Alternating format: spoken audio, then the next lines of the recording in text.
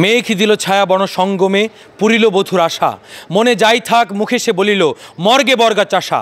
শব্দটি তাহার বক্ষে বিধিল ঠিক বর্ষার মতো এই জমিটুকু আমার হইলে কার কিবা ক্ষতি হতো কাতর কণ্ঠে বধূটি শোধালো আইসা ফুলির বাপ আমগুকে একটু জমিন হইব না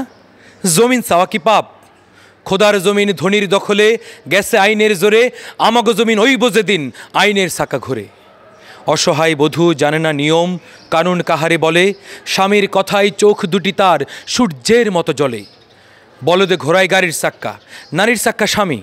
আইনের চাক্কা আমারে দেখাও সে চাক্কা ঘোরামো আমি তাকরিম আহমেদ নাট্যকলা বিভাগের শিক্ষার্থী আসন্ন জগন্নাথ বিশ্ববিদ্যালয় কেন্দ্রীয় শিক্ষার্থী সংসদ নির্বাচনে আমি সাহিত্য ও সাংস্কৃতিক সম্পাদক পদে নির্বাচন করছি। আমি ঐক্যবদ্ধ নির্ভীক জবিয়ান প্যানেল থেকে প্রতিনিধিত্ব করছি। কিছুক্ষণ আগে যে আমি কবিতাটি পড়লাম সেই কবিতাটির মাঝখানে আসলে একটা কথা থাকে যে ভূমিহীন কৃষকের কথা। এই ভূমিহীন কৃষকটা আসলে জগন্নাথ বিশ্ববিদ্যালয়ে যখন আসি আমরা আসার পরে আমরা যারা শিক্ষার্থী যারা এখানে আমাদের নিজেদেরকে ওই ভূমিহীন কৃষকের কথা মনে হয়, কিন্তু ওই যে কবিতায় ভূমিহীন কৃষকের যে একজন স্ত্রী থাকে এবং তার জন্য যে এটা আশীর্বাদ স্বরূপ থাকে, আমাদের ওই স্ত্রীটাকে আমরা খুঁজে পাচ্ছি না। আমার মনে হয় যে জগন্নাথ বিশ্ববিদ্যালয় কেন্দ্রীয় শিক্ষার্থী সংসদ নির্বাচনে যারা প্রতিনিধিত্ব করবে এবং এই প্রতিনিধিরাই ওই স্ত্রী হয়ে আমাদের পাশে দাঁড়াবেন সেটা আমরা মনে করি, এবং এরকম স্ত্রী যাদের কপালে আছে